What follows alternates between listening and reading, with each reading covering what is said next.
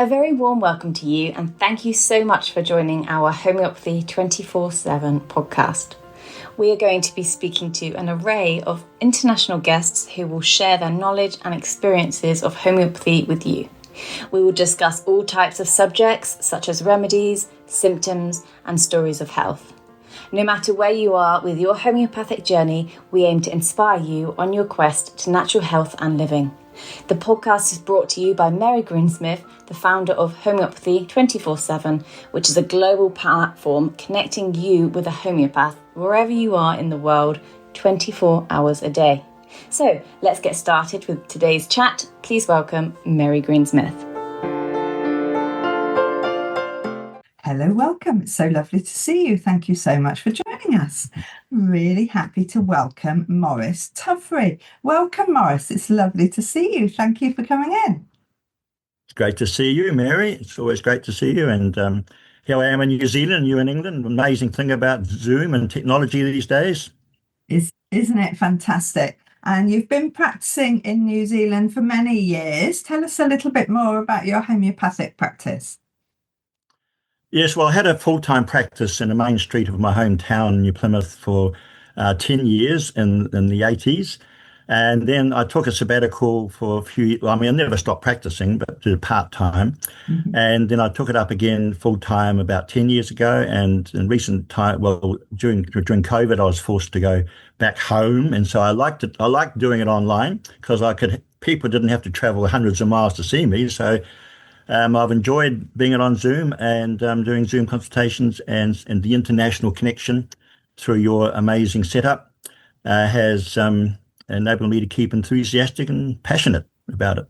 We love having you on our Homeopathy 24/7 team, Morris. Tell us a little bit more about how homeopathy is in New Zealand. Is it popular? Is it just a few people? How does homeopathy work? I'm part of the New Zealand Homeopathic Council. My mentor, Bruce Barwell, spent 20 years trying to get it authenticated and under government registration, and he succeeded. So there's about 80 of us on that in that council. And we have professional development that has to be done every year, and so it's well regulated. But it came to New Zealand through sort of grassroots from England. When the settlers came out from England, they brought their first aid kits with them back in the 1900s, and so it was very much a grassroots spreading. And so up until 20, 30 years ago, there wasn't much really. I mean, there might have been one or two practitioners, but there was for 100 years there weren't any real practicing homeopaths. But then in recent times, the last 30 to 40 years, thanks to the person I mentioned, Bruce Barwell, it's now quite strong in sense of, I mean, it's like everywhere, the public is not that aware of it. And so this education is one of my big things. I really enjoy the education part of it. Spreading it more to the ordinary population. And then in the 80s, I did lots and lots of seminars and intermediate courses trying to get families using it in their home, first aid medicine in the home. I did a lot of that in the 80s and 90s, actually, and recently. I've done some online courses recently too. Okay. Oh, that's great. That's good news. Okay. So, I mean, obviously, having this podcast and having these opportunities just to talk about homeopathy is so good for people around the world, just to learn a little bit more about what it is and what it does. And we are going to talk about Staphysagria today, which is one of my favourite remedies and probably is pretty close to your heart as well. Certainly, it certainly is. It's such a well-defined symptomatology.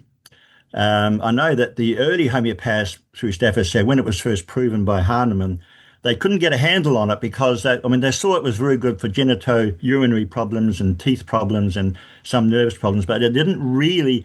The only mental symptom they had was a strange thing about reserved displeasure, where they talked about when this was the statement in the materia medica, where a gentleman would be out in public and he would be sworn at by someone below his station, and because he was a gentleman, he couldn't respond in like. So he went home and stewed on the anger and developed these nervous problems.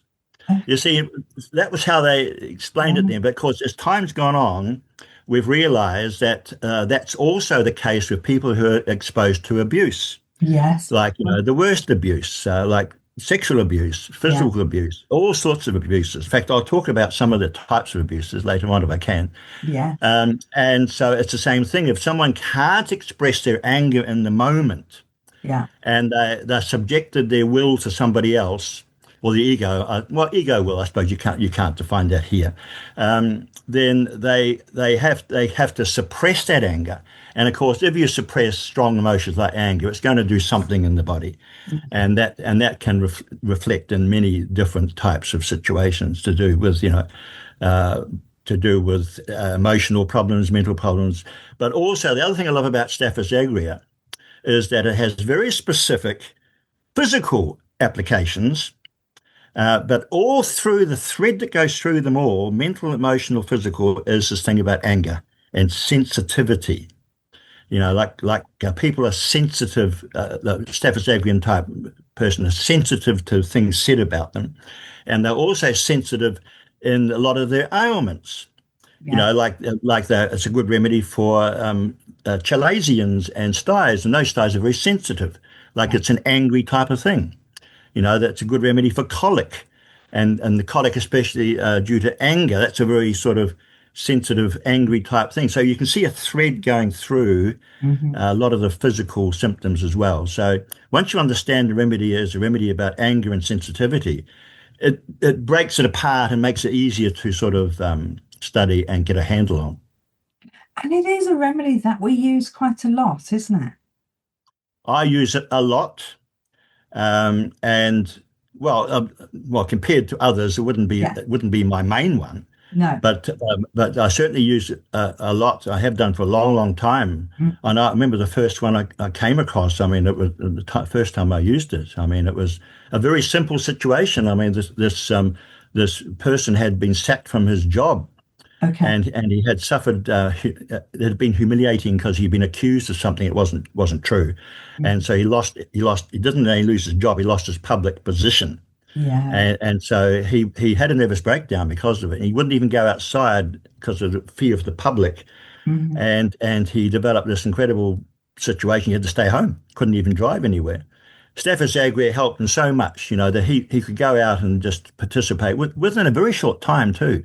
It was only a couple of months and he was out, so he could actually progress. Other remedies helped him down the track, but there was an immediate response to that suppressed, like humiliation. See, it doesn't have to be an abuse in a physical or direct, action. It can be humiliation, where the person's actually totally given they've actually, what's the word? Swallowed it is a good way to put. Swallowed the anger. Yes. They can't do anything in the moment, can they? That's it. And yet, we see that it's such a good. If we see that thread, if we see it, it's used quite often, kind of as an opening remedy, isn't it? Because it can address things that are quite far back in that health history. Yes. Well, finding the history, of course, is fundamental. I've right from day one, because of my teacher, I'd always look for causation. Okay. Because if you get causation, I think Robin Murphy says that can be half the case in a lot of cases, because something has to affect the vital force to create problems. And so if you can get the cause, like a dramatic cause that's blow to the head or whatever, then you can see what's happening. Now with Staphysagria cause, the cause can be from childhood. Yes. A person can be subjected to abuse right from start. These days, I think Staphysagria has become more and more prominent because we're becoming more and more aware of abuse that used to be hidden in society. With like sexual abuse, it's become more out into the open and seen. And so correspondingly, the remedies for that come out too, like Staphysagria is one, but we also carcinosin, Thuja, and those types of remedies, which are they cover the same area, although they have different indications in their application, of course.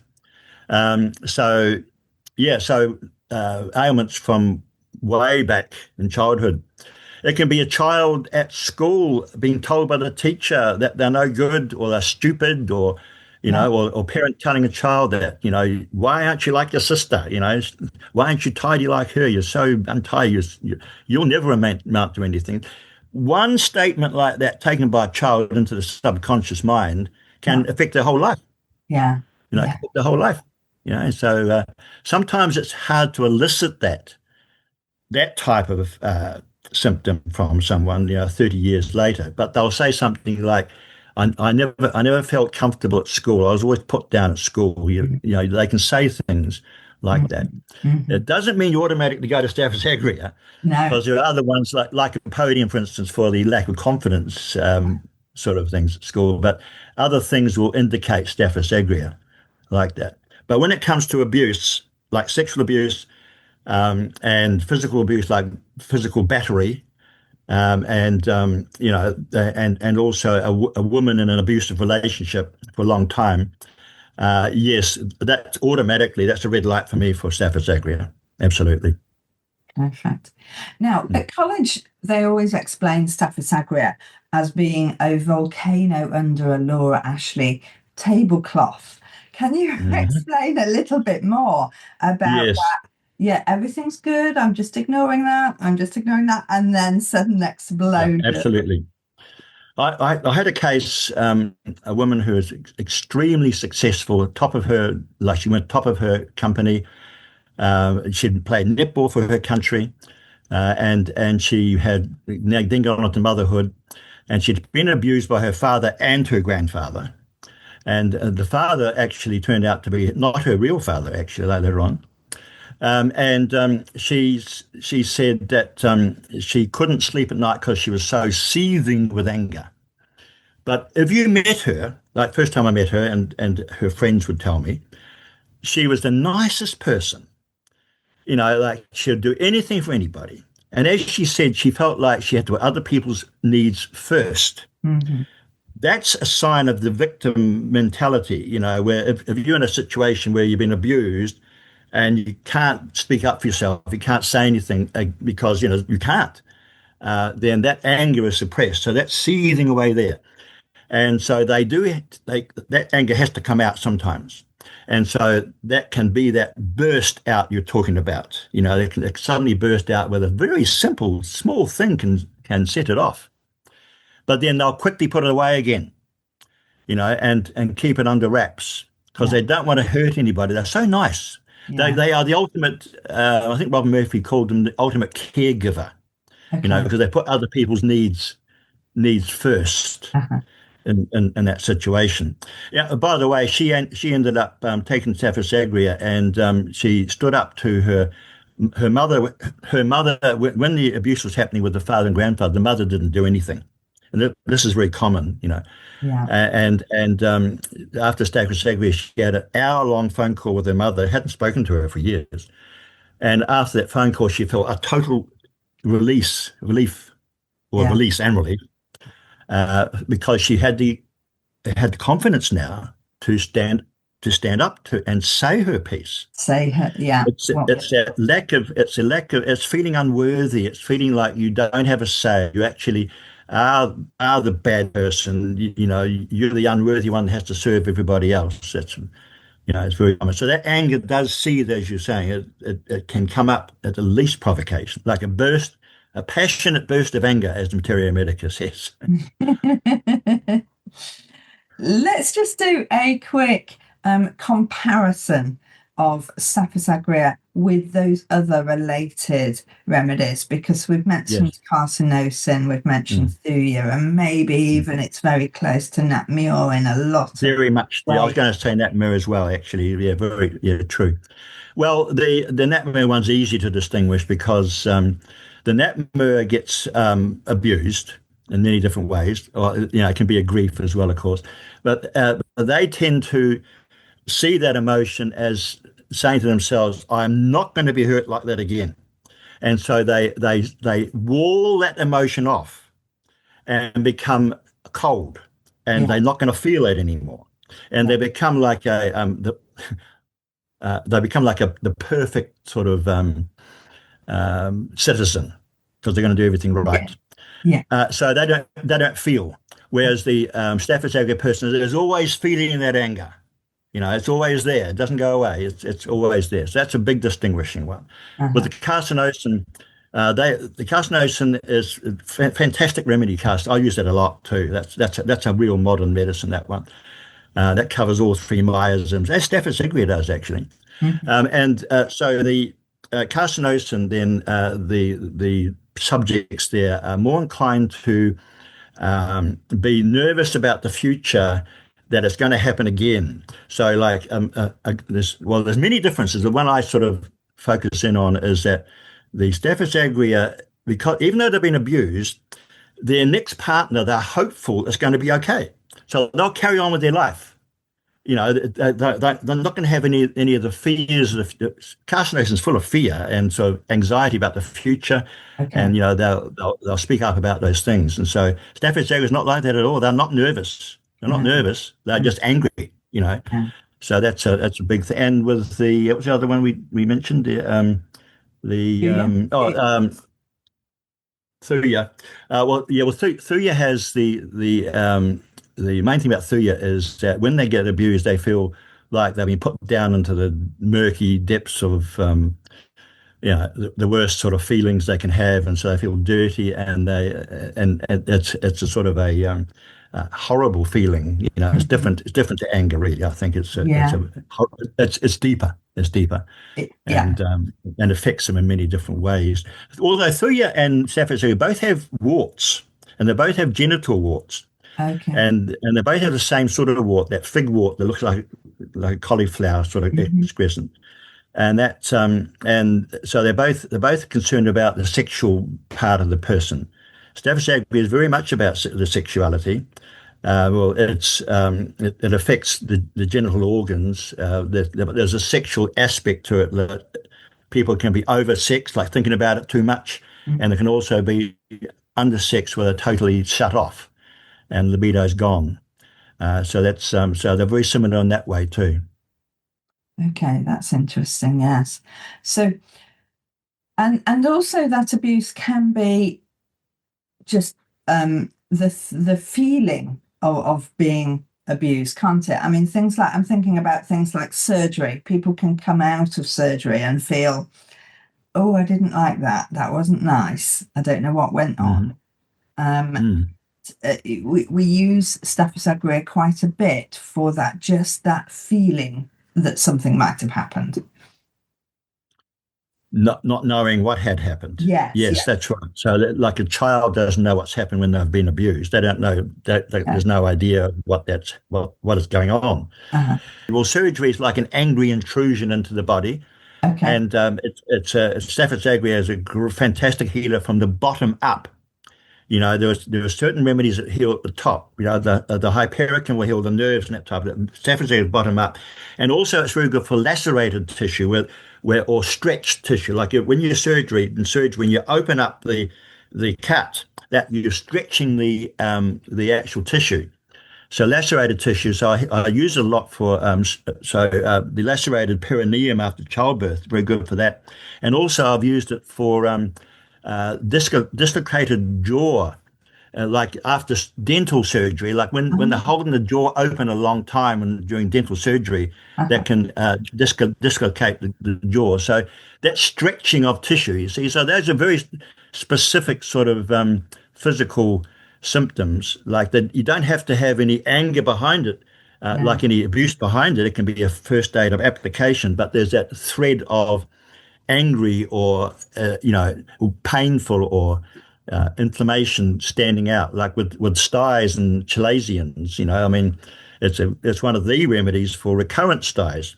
Okay. And the chalazion on the upper lip, the upper lid mainly, it's great for that. In terms of helping the eye actually recover from those type of things. So surgery. Yes, and you're talking there about things where you don't know what's happened. It's there's so many different situations. One that springs to mind is one with I treated a teenager who was a stutterer. He used to stutter very badly, Okay. And in school, you can imagine how humiliating some of his classroom experiences would have been. Yes. And Staphysagria helped him tremendously. I've had people actually come into the clinic and say that their dog their dog, like they have dreams their dog are jumping on them and actually and they can't push it away. Okay. Like I mean, you can't associate it too much with extreme things like that. But I mean, there are lots of different conditions that you would not really think of Staphysagria. That's very interesting. Let's just cover for a moment UTIs, because it's a big UTI remedy, isn't it? Big UTI remedy. Yeah. Yeah, well, I think one of my cases would help with that one there. Okay. Just to explain it. So, just a recent one. I've used it very. It's one of my first remedies for UTI.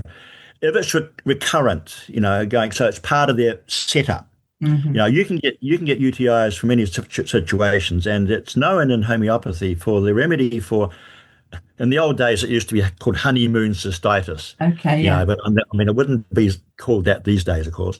But it's the first experience of human intimacy for a woman, and there's some pain and there's some infection. That's cystitis, that type of UTI. It's wonderful for that. But then there's the recurrent UTIs where it goes on, comes back over and over again.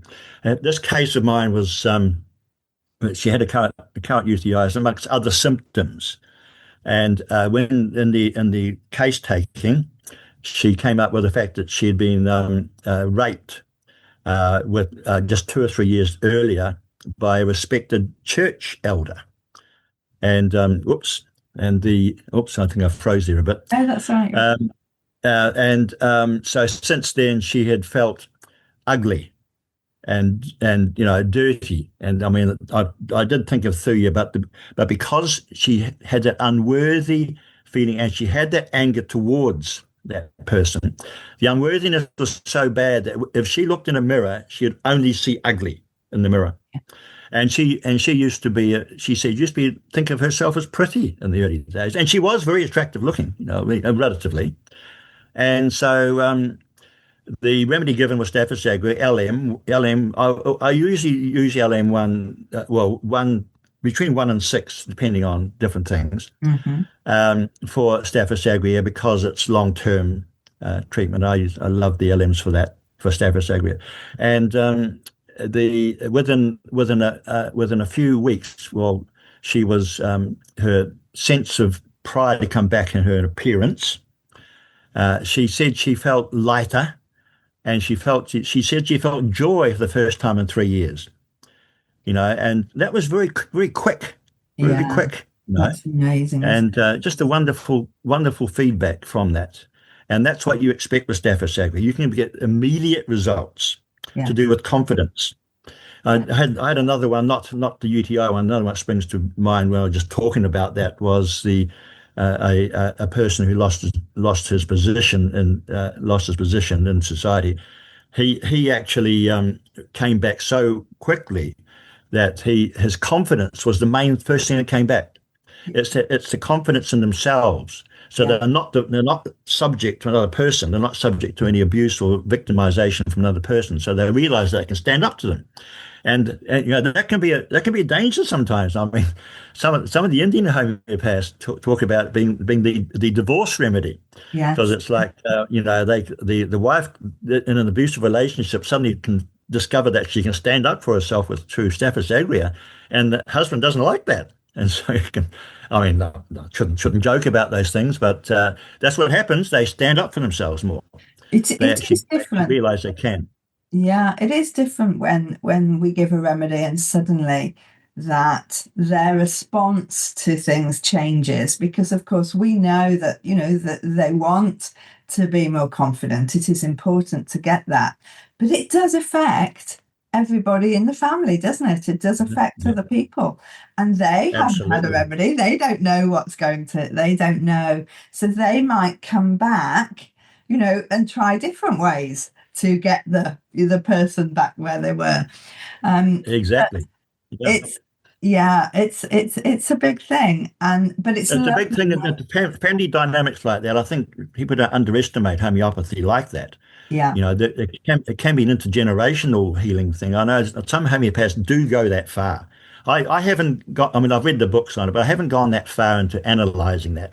But I mean, it certainly is possible, to do intergenerational treatment like that. Yeah.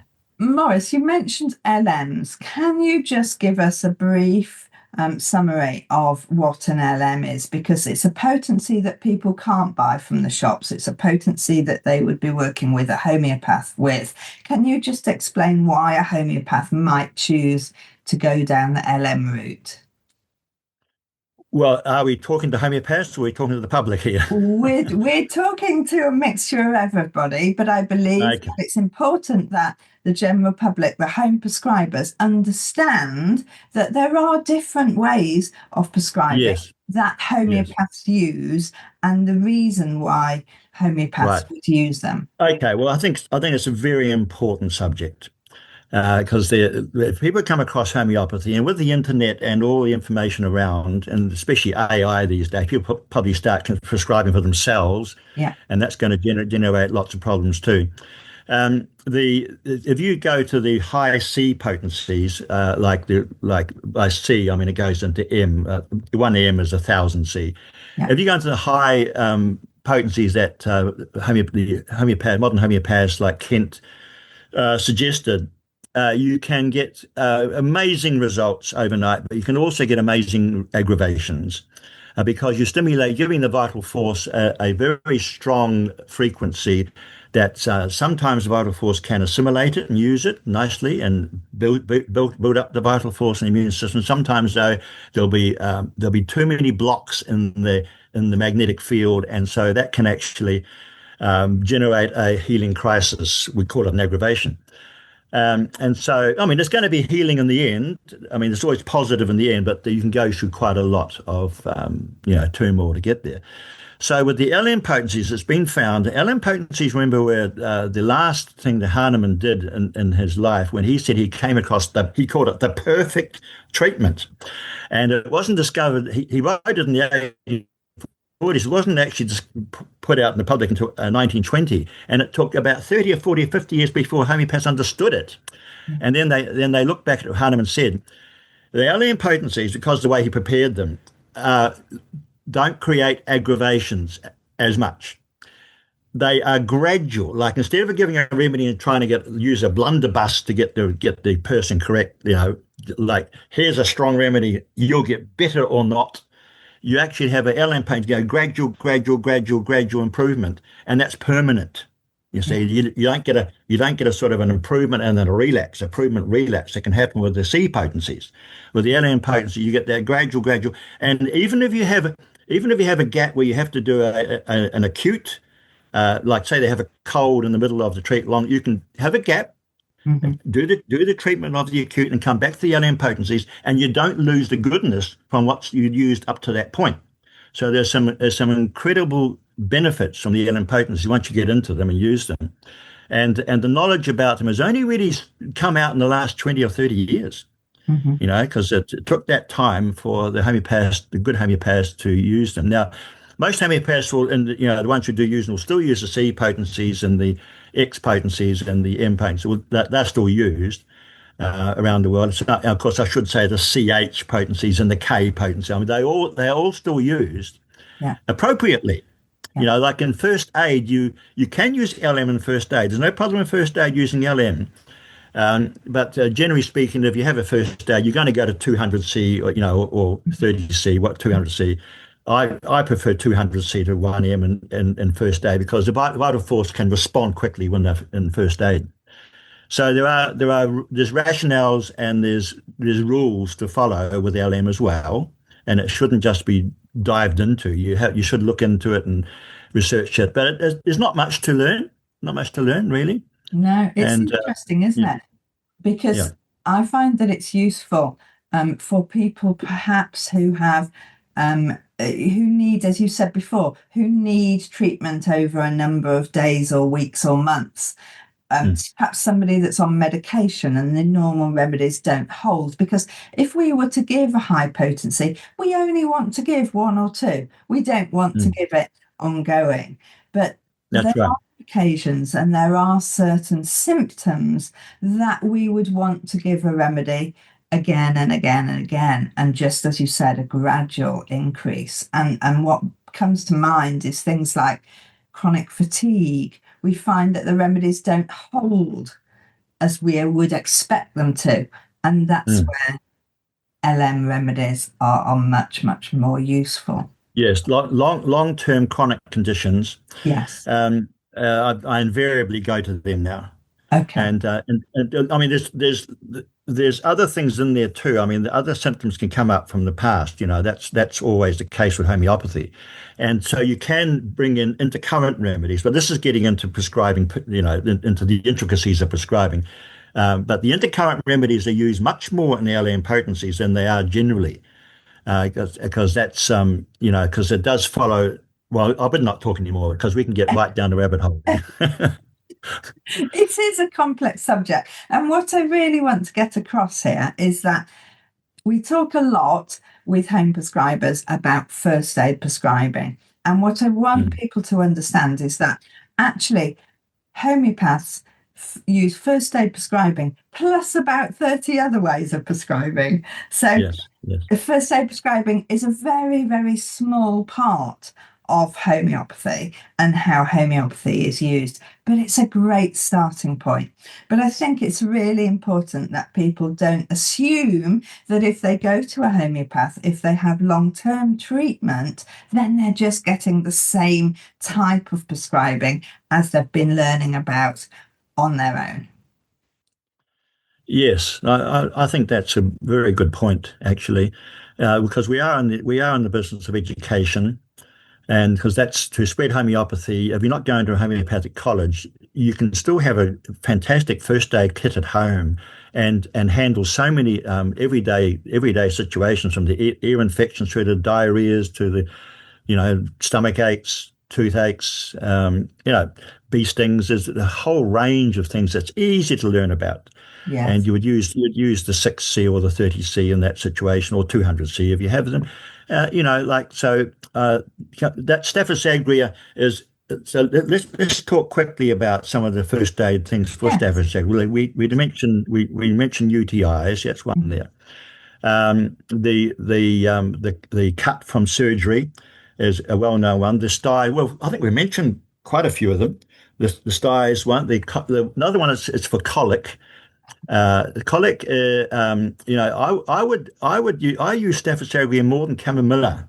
For Okay. there's a situation in children's prescribing where a child will get so fractious and so irritable that they want something, they get that thing and they throw it away. They get so angry. Yes. Yeah. That's usually the classic Chamomilla child. Yeah. And I've used Chamomilla many, many times for that situation to help the child. It could be due to teething, it could be due to colic, it could be due to many, many. We don't know behind the scenes. Sometimes you don't know what's causing it. But you look at the actual symptoms and you can prescribe on the symptoms. Now, Staphysagria, I find, is better than Chamomilla for that. And if you look in the materia medica, Staphysagria throws things. Okay. So if the child is fractious, like angry, and throws things, Staphysagria is a great remedy. I learned that from an old homeopath called Nash. His book, the what's it called? The Homeopathic Leaders, I think it's called. I remember that. He said it should be associated in the angry group along with colocynthis. So it's Chamomilla, colocynthis, Staphysagria, and with adults include Nux vomica. So it can be used in those situations where you would normally use Nux vomica. He said you can use Staphysagria. Mhm. And so there's a group of remedies that are angry remedies. Now, when you get colic, and colic often it comes on from anger. It's not really anger in a child; it's more anguish. It's a Okay. bit different because they're so Yes. and colic is such a debilitating thing. Keeps parents up all night with the crying, etc. And chamomilla doesn't work. What do you do? Well, colocynthis is one of them. Depends if it's better for bending forward, you use colithensis. Okay. Better for bending backwards, Diascera. But Staphysagria is great remedy for that. So that's another good first aid application. It does have some constipation, diarrhea symptoms, but you would have to link it to anger. Yeah. There has to be some thread of anger or irritation, or angry eyes, angry urinary problems. There has to be that thread through it. That's how homeopathy works, isn't it? You got to have the essence of the remedy matching the person. It's not just a raw symptom that stands out by itself. You got to get the essence of the remedy that matches the person. Exactly. And when you've got 20 or 30 or 50 remedies to choose from, you have to have those deciding factors that are going to funnel down so that you can find the perfect remedy for this occasion. Exactly. Morris, thank you so much for your time. It's been lovely talking to you, and thank you for coming in all the way from New Zealand. I do love Zoom. We are so lucky, aren't we? Lovely to see you. It's been my pleasure, Mary, and I'd like to thank you again for keeping your amazing system going over there. It's doing a lot of good. Thank you. I do hope you've enjoyed these episodes, and I do hope you can subscribe to our channels. Now, there are various ways for you to listen to our podcast or watch it on video on YouTube. So whether it's iTunes, Spotify, or YouTube, please do subscribe and please do leave us a review. If you leave us a review on these platforms, then more people will see our podcast. We just want more people to share the joy of homeopathy. It's a choice that everybody should know about. Please do everything you can to help us help more people.